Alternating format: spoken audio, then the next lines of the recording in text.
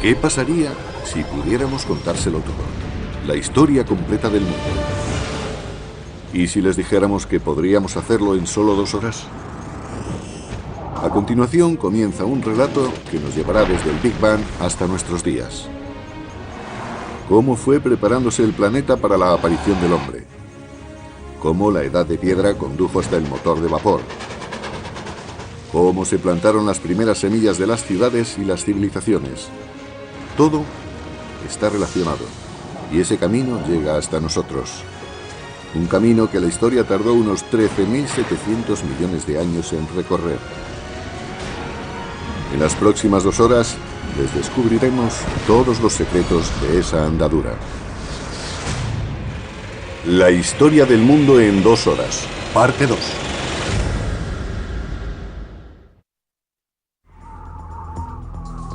A pesar de las pruebas a las que nos sometió la edad del hielo, el hombre resistió y desarrolló las últimas habilidades que lo convertirán definitivamente en humano.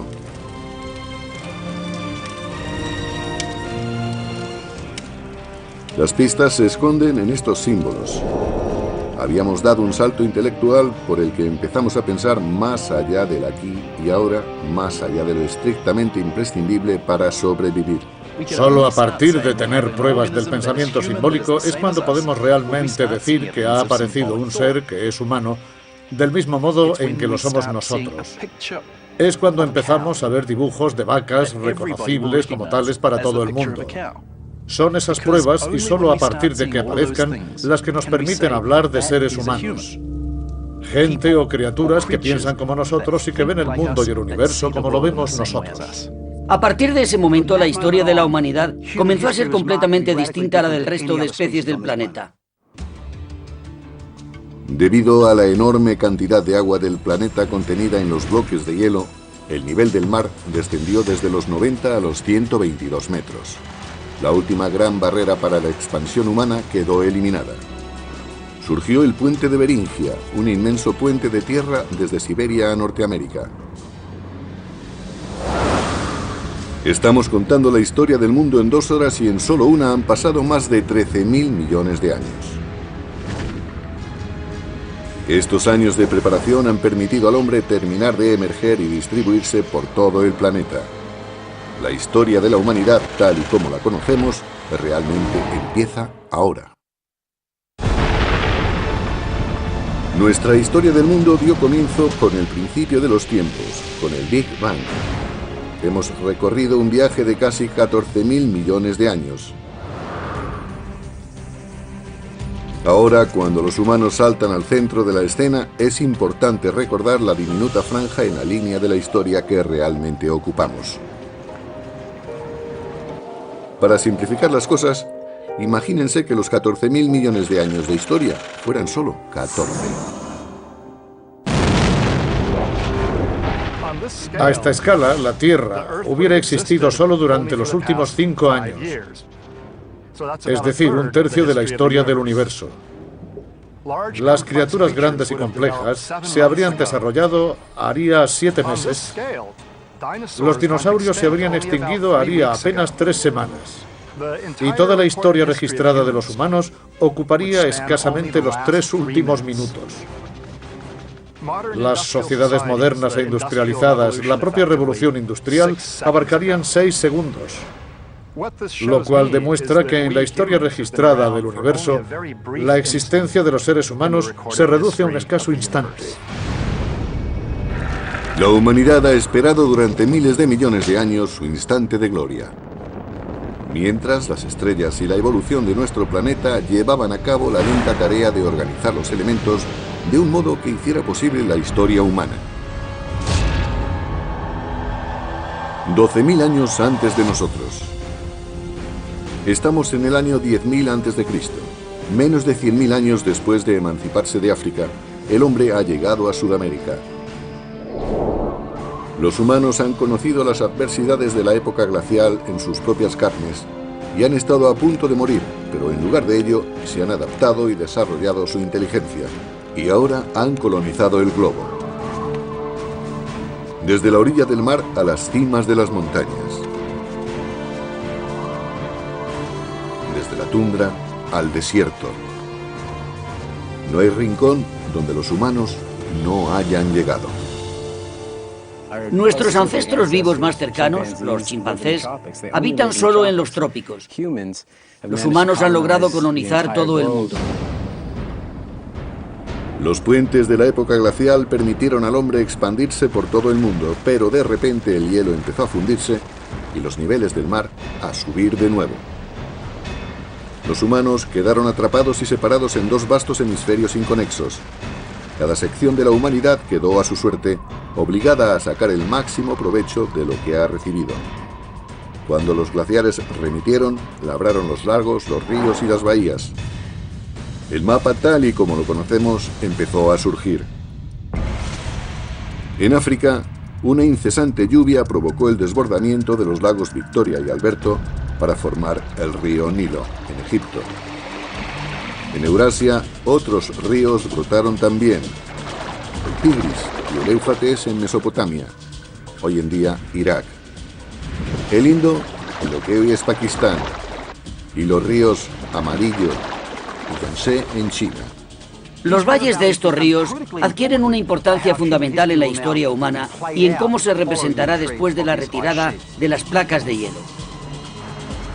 Son valles de ríos cuyas aguas y fértiles suelos permitirán la plantación de las primeras semillas de la civilización.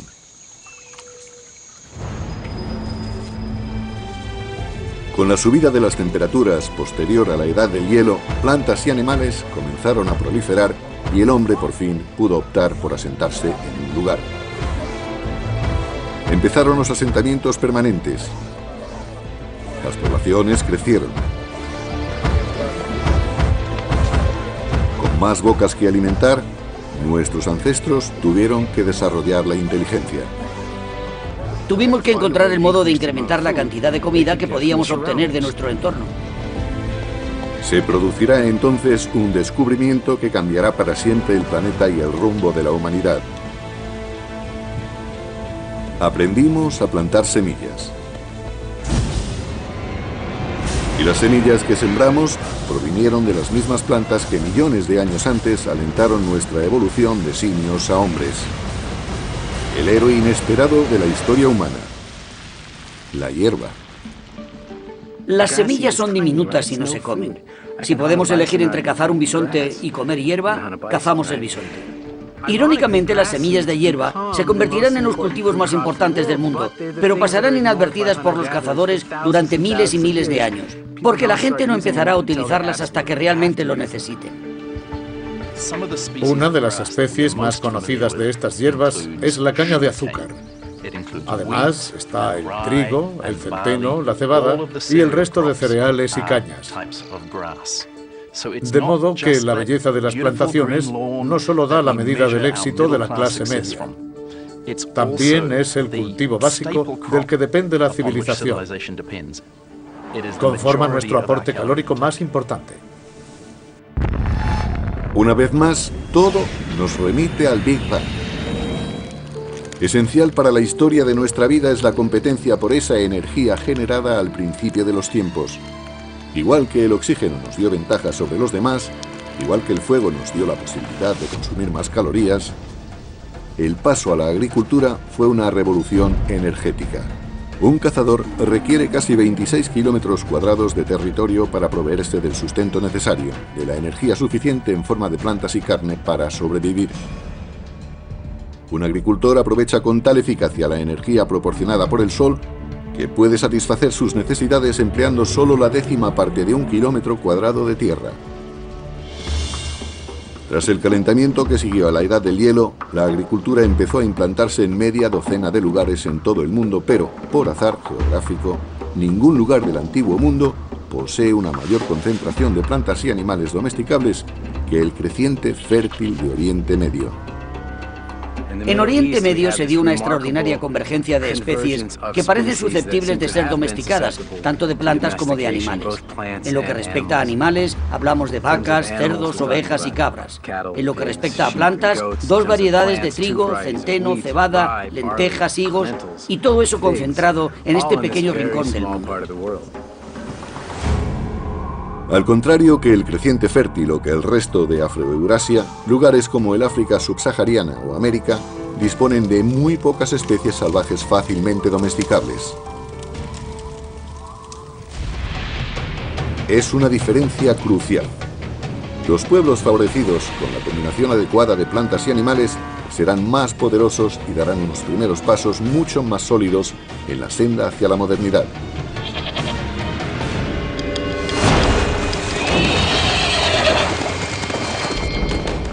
Uno de los animales que proporciona una ventaja aplastante a aquel humano capaz de domesticarlo es el caballo. Pocos saben que aunque los caballos aparecieron por primera vez en América, murieron allí también junto a otros muchos grandes mamíferos en torno al año 10.000 a.C. En Norteamérica hubo al menos 3 especies de caballos antes de la Edad del Hielo. Algunos tan pequeños como los ponis y otros tan grandes como los Clydesdale. Evolucionaron en Norteamérica durante 40 millones de años, pero luego de repente desaparecieron. Estos potencialmente fuertes aliados desaparecieron antes de poder ponerse al servicio de los primeros norteamericanos. Afortunadamente, antes de que eso ocurriera, un gran número de caballos pudieron escapar atravesando el estrecho de Bering por el puente de Beringia y se repartieron por las praderas y las estepas de Eurasia central. Una huida por los pelos que tuvo, no obstante, un tremendo impacto en la historia de la humanidad.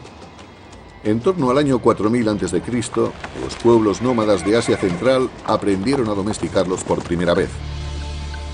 Toda Eurasia empezó a montar caballos domesticados de manera que su presencia se extendió a todos los ámbitos, desde el trabajo a la guerra. Quizá ningún otro animal haya sido tan influyente en la historia de la humanidad como el caballo. El círculo no terminaría de cerrarse hasta otros 5000 años después, cuando Cristóbal Colón llevara consigo caballos en su segundo viaje a América. Sus caballos fueron los primeros en implantarse en América después de la desaparición masiva de esta especie 10.000 años antes. 6.000 años antes de nosotros. Hace 6.000 años, la domesticación de plantas y animales preparó el escenario para la siguiente fase de la historia humana.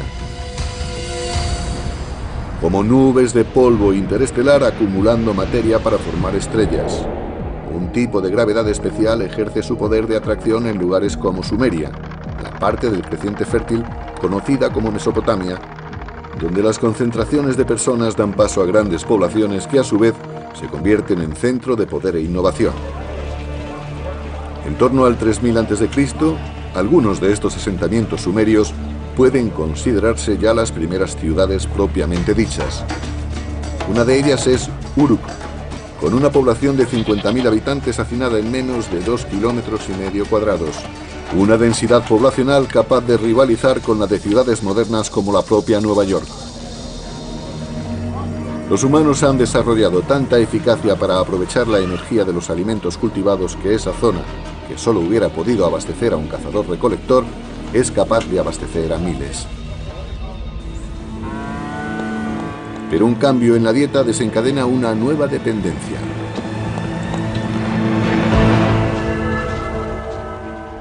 Una vez que se pasa a la agricultura, un 80-90% del aporte calórico del hombre depende de una o dos especies solamente. En el caso de Oriente Medio, del trigo y la cebada. Ambos cultivos maduran al mismo tiempo, con lo que las semillas han de recogerse también a la vez. De modo que la comida de todo un año llegaba de golpe, de una sola vez. Como si todo nuestro sueldo se nos entregara en forma de un pago único al año. Habría que ahorrarlo. Empieza a ser necesario planificar, porque si las cosechas fallan, algo que pasa antes o después, la población pasaría hambre durante un periodo de 12 meses completo.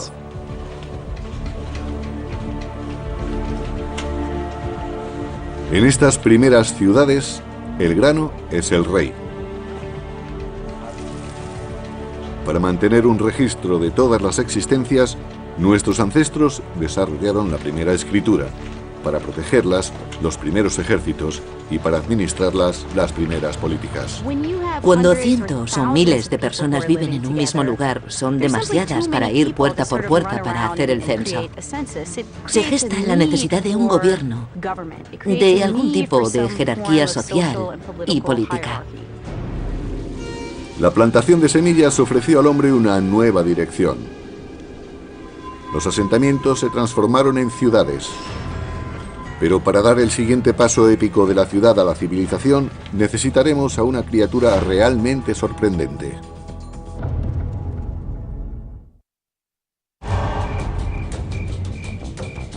Hace 5.000 años, después de vagar por la Tierra durante más de 100.000, la humanidad empezó a asentarse.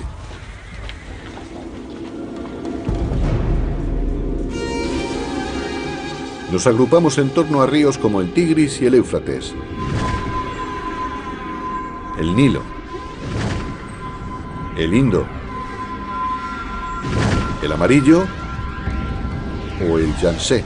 Las civilizaciones estaban a punto de despegar, pero antes de eso, todas ellas debieron dominar un arte, el del mercadeo. Cuanto más bienes de consumo intercambien y más aprendan de otras tierras, más rápido crecerán. Parece que el comercio y las comunicaciones a larga distancia son los precursores necesarios de las civilizaciones urbanas, tal y como las conocemos. Y sorprendentemente, las primeras civilizaciones llegaron a lomos de una criatura con una modesta reputación en la actualidad: el burro.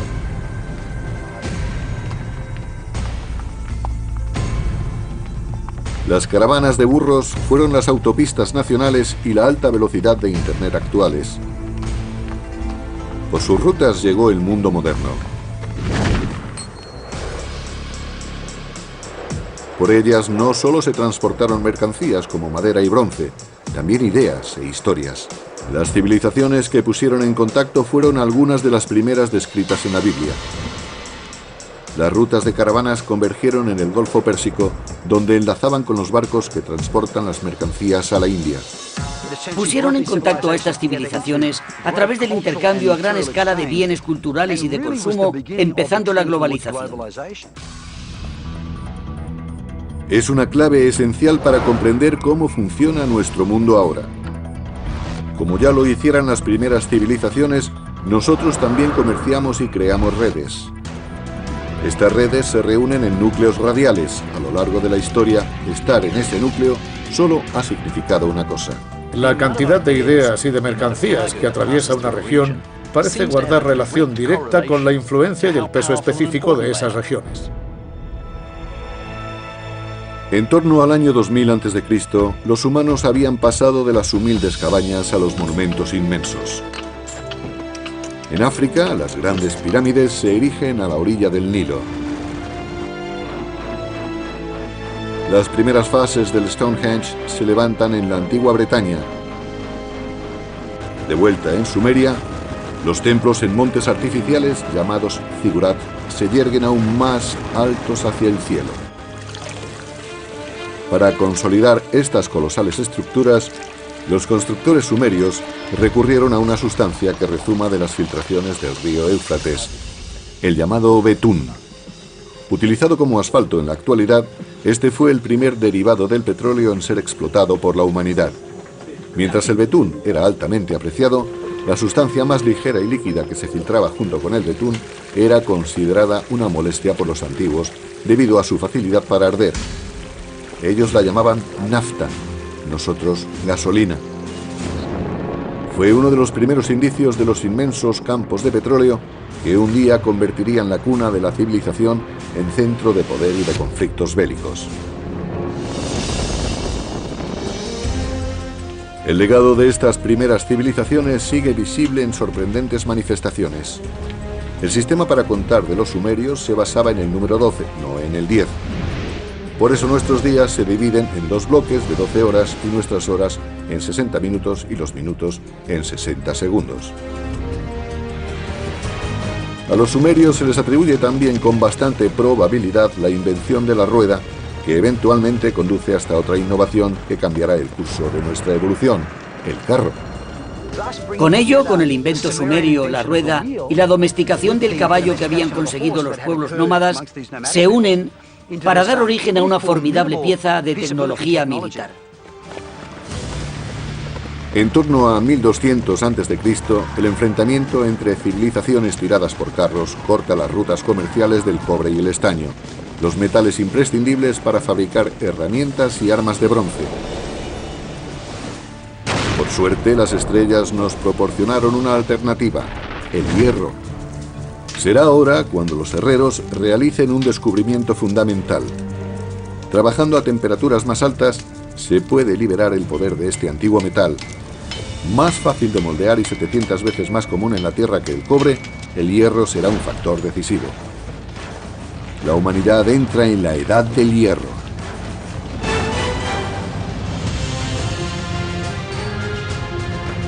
A comienzos del primer milenio antes de Cristo, la historia nos ha guiado a través de una aventura salvaje. Desde la primera explosión, el Big Bang, a la formación de la Tierra y sus primeras criaturas y la aparición del hombre, hemos sido testigos de los puentes creados en la época glacial para favorecer la expansión de la humanidad por todo el mundo y nuestra posterior implantación en los distintos continentes, abandonados a nuestra suerte para sobrevivir con lo que tuviéramos a mano. De modo que para el año 1000 a.C., el mundo sigue siendo un lugar dividido. La red comercial que conecta gran parte de Eurasia y África del Norte no se ha internado aún por los desiertos más secos del planeta, ni por los más vastos océanos. Aislados por el azar geográfico se encuentran pueblos situados en el África subsahariana o en América. Con escasez de recursos propios en forma de plantas y animales que domesticar, permanecen aferrados a modos de vida más antiguos. 2600 años antes de nosotros. Año 6000 a.C. Nace la caballería. Los humanos se enfrentan en batallas a caballo por primera vez. Hemos visto que la domesticación del caballo proporciona una gran ventaja al hombre que la domina. Si a eso le añadimos las armas de hierro, ese hombre es imparable.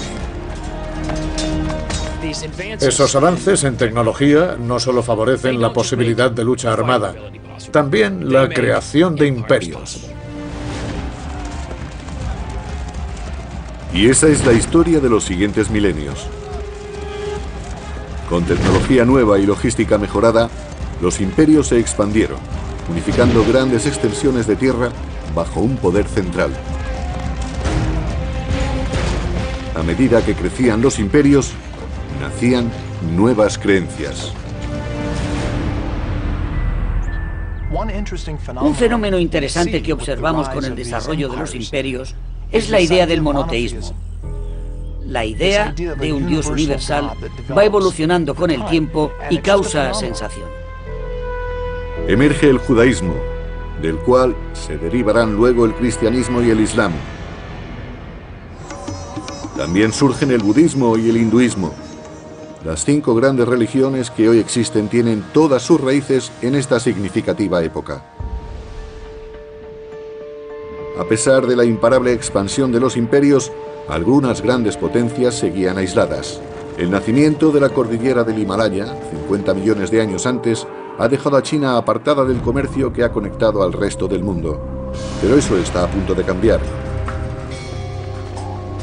En torno al año 100 a.C., un emperador chino manda a un enviado al oeste en busca de alianzas. Las rutas que recorre se convertirán en las de la seda, una colosal red comercial que conectará China a través de Asia Central con el Imperio Romano. China quedó así unida al resto del mundo. Por lo que nos consta, ningún comerciante chino llegó a conocer a ningún romano ni viceversa, al menos durante el primer periodo de las rutas de la seda. Pero este prolífico comercio empezó a explotar. Entre el 100 a.C. y el 200 después de Cristo se extienden 3 siglos de intercambios comerciales y culturales a una escala jamás vista antes en la historia de la humanidad. Pero esta nueva red humana también abre paso a peligros ocultos.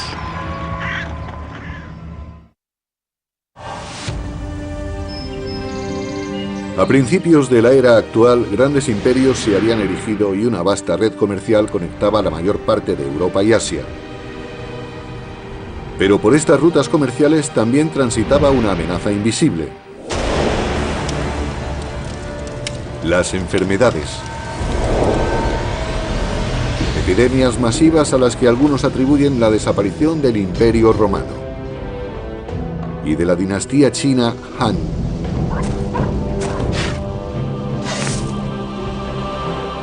Pero estas redes también fomentaron la expansión de la religión. En el año 312 después de Cristo, el emperador romano Constantino se convirtió al cristianismo, preparando el terreno para que terminara convertida en la religión dominante en Europa y todo Occidente.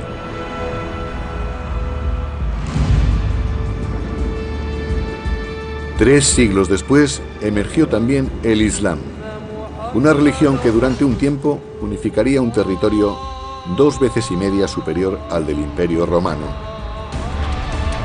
El comercio árabe impulsará la innovación durante los siguientes 1000 años y extenderá la red global hasta rincones a los que nunca antes había llegado. Los árabes se asientan en mitad de Afroeurasia. Hay comerciantes árabes que navegan hasta China y que recorren todo el trayecto hasta el Océano Atlántico, así que se encuentran en pleno centro de la red. ¿Uno de los secretos del comercio árabe? El camello. Una criatura cuyo antecesor, como el caballo, escapó de Norteamérica a través del puente de Beringia.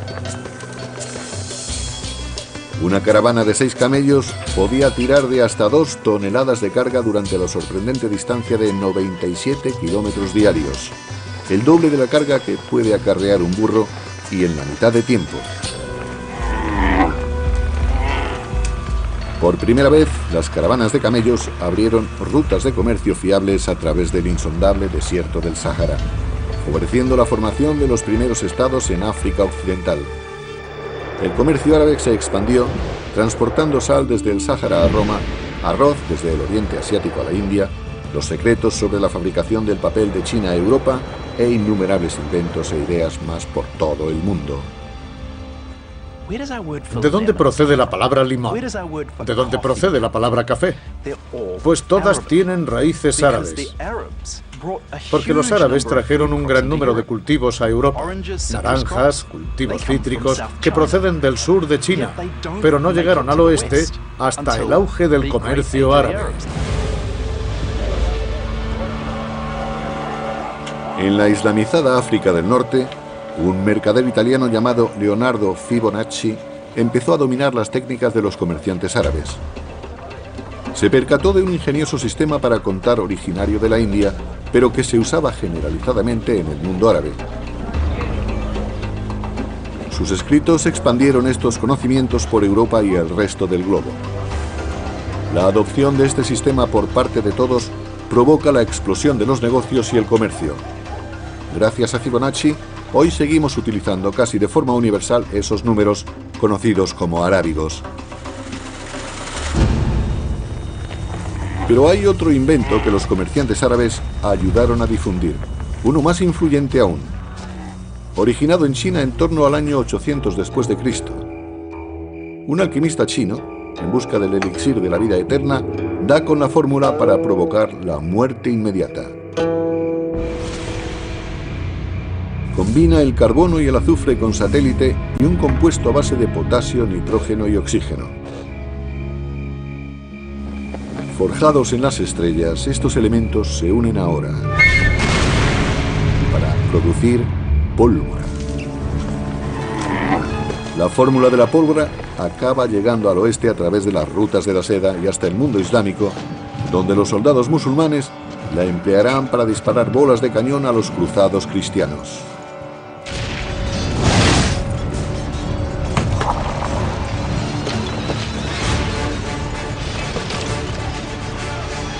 Los europeos copian la idea, haciéndose con las armas de pólvora y perfeccionándolas.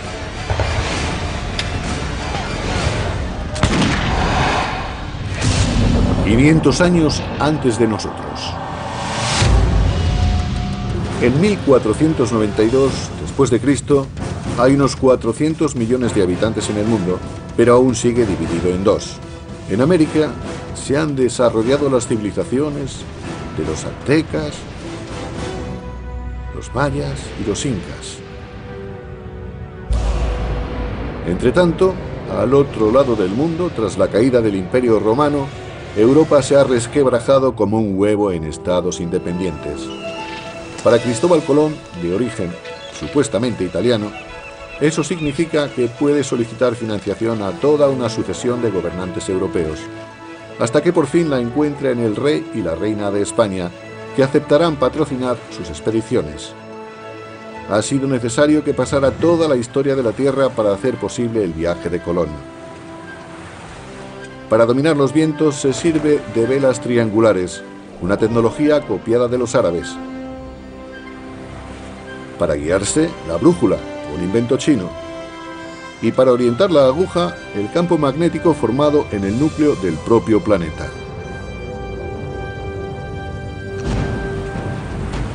Aunque Colón estaba buscando una nueva ruta en barco para llegar a la India, lo que termina haciendo es conectar por fin y para siempre las dos mitades del mundo. El viaje no solo es esencial para la historia de América, como saben, representa un hito decisivo para la historia humana. Nada volverá a ser lo mismo.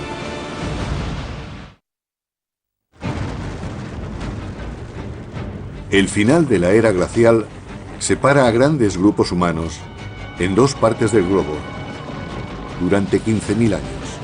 Ahora todo está a punto de cambiar. El viaje de Cristóbal Colón en 1492 es considerado uno de los hitos fundamentales de la historia americana. En realidad es uno de los hitos fundamentales de la historia de la humanidad. Antes de ese viaje, las grandes zonas habían existido en total aislamiento. Cruzando el Atlántico, Colón descubre esta inmensa región mundial que es América, estos dos enormes continentes, América del Norte y del Sur, con los millones de personas que habitan en ellos y los innumerables recursos de los que disponen. Y por primera vez, los habitantes de Eurasia tienen constancia de la existencia de otra parte del mundo. Hasta el viaje de Colón, estos pueblos vivieron como en diferentes planetas. Tal era su aislamiento. La red comercial que empezó con las primeras civilizaciones y conectaba Europa, Asia y África, ahora alcanza al otro lado del Atlántico. En esta vasta nueva red mundial, nuevas redes de redes se irán formando una y otra vez, mientras que el poder irá cambiando de manos. Durante la mayor parte de los últimos 2000 años, Europa no había sido tan importante. ¿Qué pasa en tiempos de Colón? Pues que es cuando asistimos al ascenso de Occidente. Es el momento en el que Occidente conquista el poder, cuando da el puñetazo encima de la mesa y se erige en el centro de la mayor red comercial que el mundo ha visto. Los alimentos que habían permanecido restringidos a cada continente aislado empiezan a exportarse por el mundo. El maíz de América aparece en Egipto y China. Las patatas de los Andes se demuestran ideales para ser cultivadas en los suelos irlandeses y rusos. El grano del antiguo creciente fértil, como el trigo, sirve de alimento a los americanos. Nuevos alimentos implican más calorías y más energía. 3 siglos después del viaje de Colón, la población mundial duplica los 900 millones de habitantes. Pero las manos desiguales repartidas a cada uno de los hemisferios juegan ahora una baza letal. Los conquistadores europeos, herederos de la agricultura y de los animales del creciente fértil y del comercio expandido a lo largo de las vastas redes del antiguo mundo, llegan al nuevo portando armas, montando a caballo y transmitiendo enfermedades infecciosas. El resultado, una masacre. En los años siguientes al primer viaje de Colón, el 95% de la población nativa de las Américas morirá a causa de las armas y los gérmenes europeos.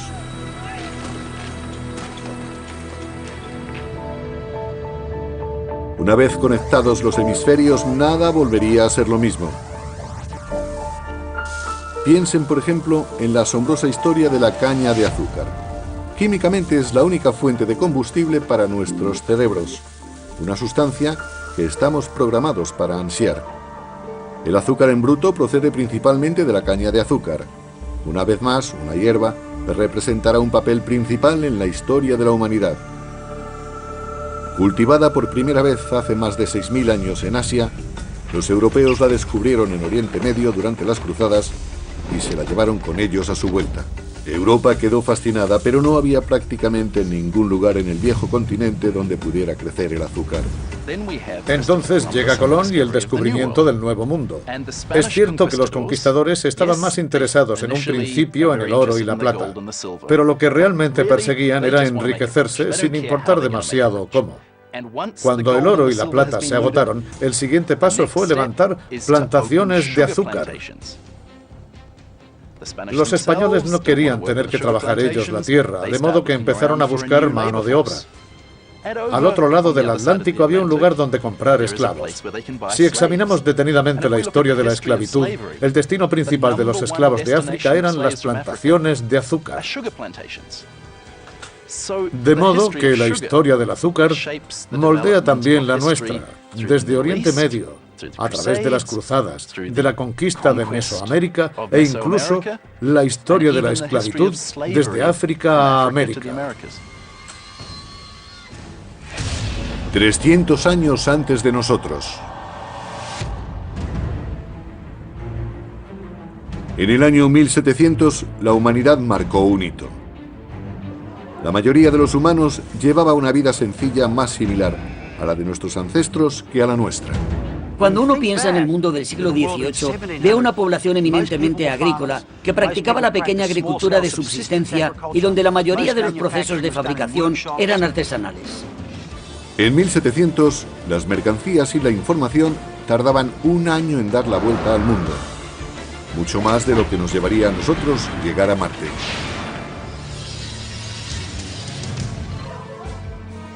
Lo que nos contiene es la manera en que impulsamos nuestras vidas. En Egipto, en el año 2000 a.C., el 90% del trabajo dependía de la fuerza humana y el resto de la de los animales. En 1700, en Europa, la mayor parte del trabajo, un 70% aproximadamente, aún depende del músculo humano.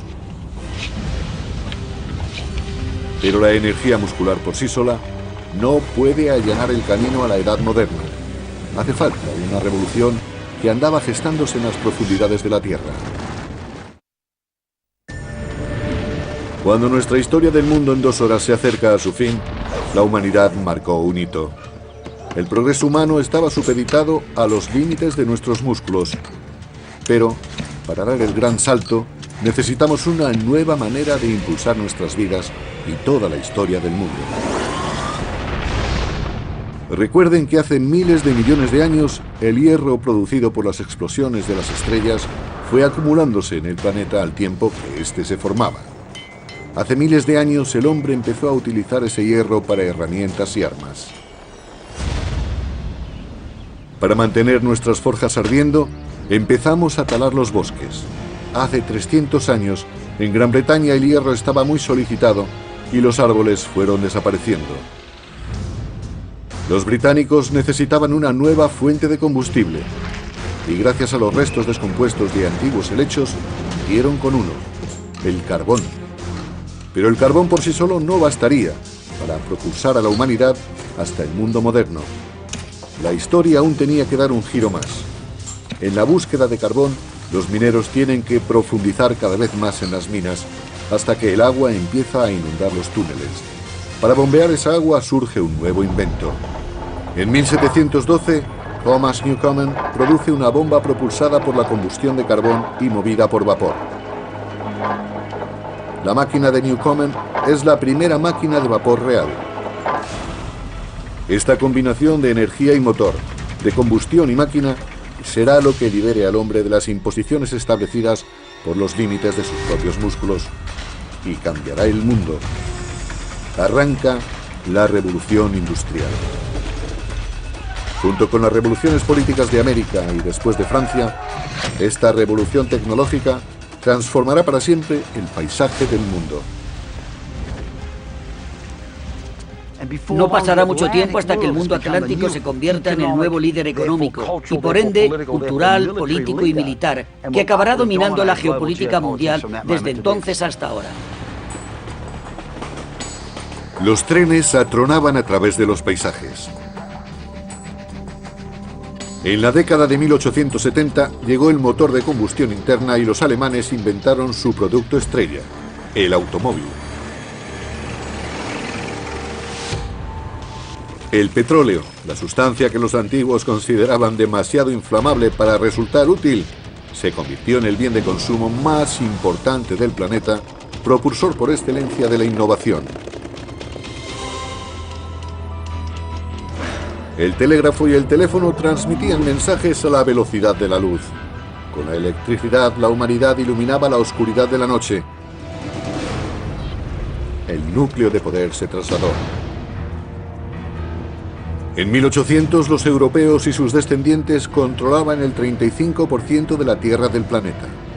En 1900, controlaban el 85%.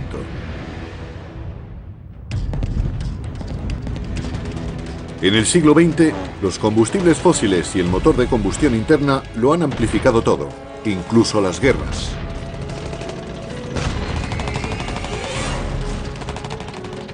Esa tecnología hizo posible que la potencia y la conquista militares se convirtieran en algo internacional, pero en una dimensión completamente distinta como antes lo había sido. En el siglo XX, murieron víctimas de las guerras más del triple de personas que las que murieron en los anteriores 2000 años de historia de la humanidad juntos.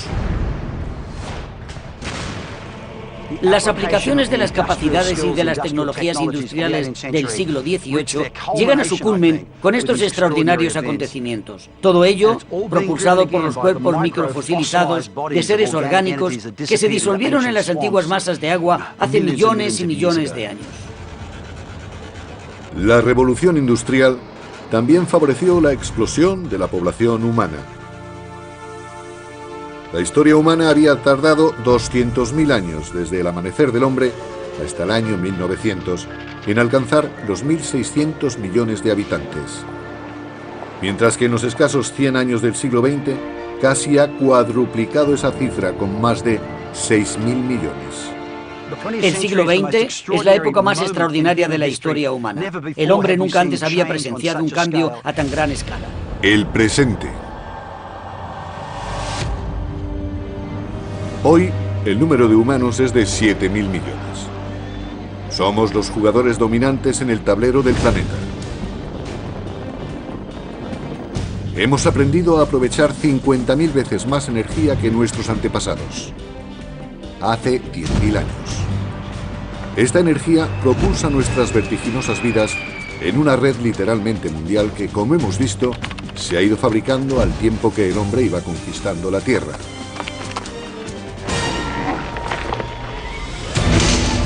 Nuestra historia en 2 horas toca a su fin. Una historia que empezó hace 14.000 millones de años, con un universo diminuto que contenía todo en un solo lugar.